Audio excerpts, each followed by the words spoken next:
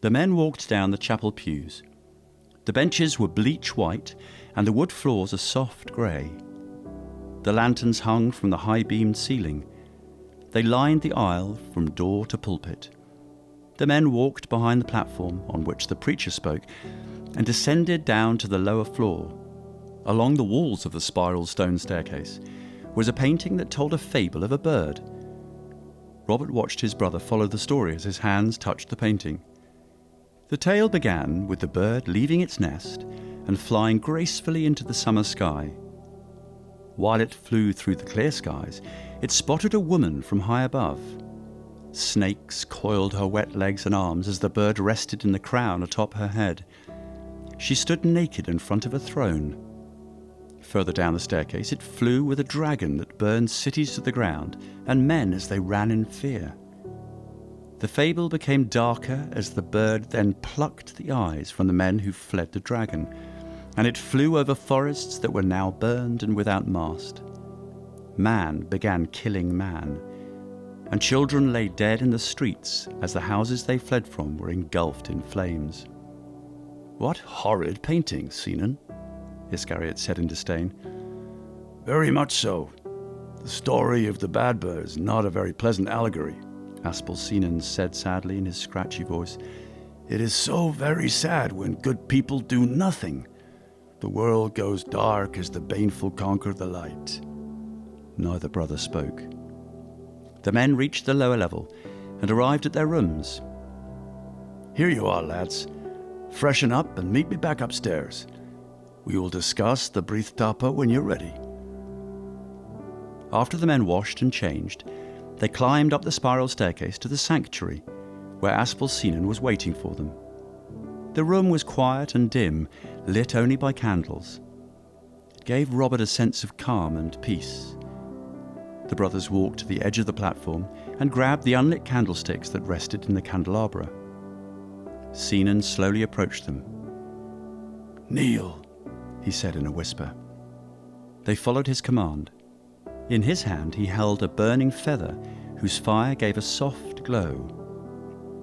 "What I hold in my hand is the flame of the first phoenix. May its fire grant your children guidance. May it give them courage when there is doubt, and may it forever burn bright in their hearts to be reborn within their children." Sinan lit Robert and Iscariot's candles. "Rise." The two men rose and walked towards the symbol of their faith, a cross, and resting on each arm of the cross in a triangle formation were 3 unlit pillar candles. Each candle had its own meaning. The top central candle represented the Creator. The candle on the bottom right symbolized life. The final candle stood for death. The triangles themselves betokened strength, and the cross sacrifice. This symbol is known as the shamrock, and it is the representation of the Nazar faith. Robert lit each candle and spoke a silent prayer, saying only one word: Jerma. The brothers turned back to Sinan and were commanded to kneel, facing the candles they had just lit. Apsal spoke softly. "Let us bow our heads. Our Creator, please guide these men in fatherhood. Grant them wisdom when they lack knowledge. Bless them with patience when they seek urgency, and let them always find you when they are lost. We pray in your name, Jerma." Sinan grabbed the chalice that sat on the banister and filled it with wine. He rested it upon Robert's lips. "This is the fire of the Lord.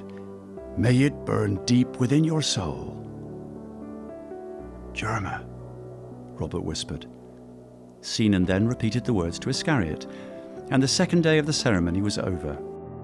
The 3 men walked out of the sanctuary and up the staircase towards the loft.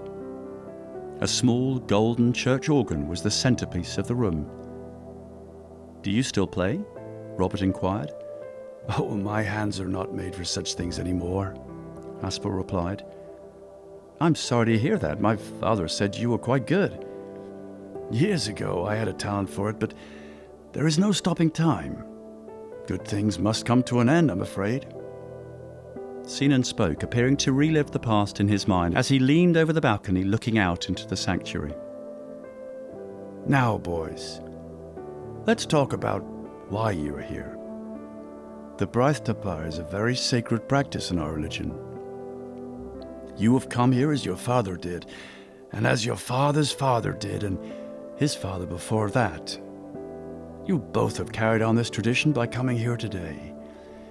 Today is the second day, and we have performed the lighting ceremony, representing the bond between God, life, and death. Tomorrow at first light, you will set out to climb that massive boulder behind this church, which we all know as Leviathan Falls. Once you reach the top, you will come across a river. There you must make a sacrifice to the Lord by taking something you value and tossing it into the Bilach. From there you will make your way to the Uiscabitha, and on the fourth day you will drink its water and bring a vial back to baptize your child. Before you drink from its water, you must confess all sins to our God. Only then will you be worthy to drink from it. When you are finished, be sure to praise the Father and thank him. Sinan paused and looked at the brothers. Have I lost you yet? I remember this quite fondly, Robert replied, remembering the birth of his daughter. Lost? Iscariot spoke up. Just tired is all. I'll try to be brief. I know it's very late and you both have a tough journey ahead, said the Apsal in a hoarse voice. You will return here late on the fourth day. On the fifth day you will rest and you will pray to the Lord.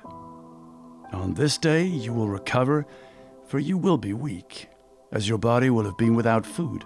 It will be the strength of your faith, not your body, that will bring you home as you venture out on the sixth day. And behold, lads, the seventh day you will have sealed your covenant, where you are home amongst your family and break your fast. That is it, lads. Do you have any questions? No, thank you, Apsal. I'm quite all right. Robert spoke kindly. I'm all right myself, Sinan. Thank you, responded Iscariot. Very well, then. Good night, my boys, and good luck. Sinan smiled back. The men retreated to their rooms. It was near midnight, and both Robert and Iscariot were exhausted. Good night, Isk, Robert said in a hushed voice. Good night, Rob. Iscariot slapped Robert on the back. The two separated and went into their rooms. As Robert undressed and put on his nightwear, his thoughts fell on his wife and daughter. He hoped Lorena was listening to her mother, and that Lagertha was doing well on her own with only days until their son would be born. He grinned at the thought of Lorena dancing in the living room and singing lullabies to her unborn brother. Robert crept into the bed, his mind still on his family. He laughed as he thought of his daughter playing war in the house and his pregnant wife being an unwilling participant. As his thoughts wandered, his eyes grew tired. Robert turned out the lantern next to his bed. Good night, he whispered. I love you. His thoughts were still on his family as his eyes grew heavy and closed, and the power of sleep took over.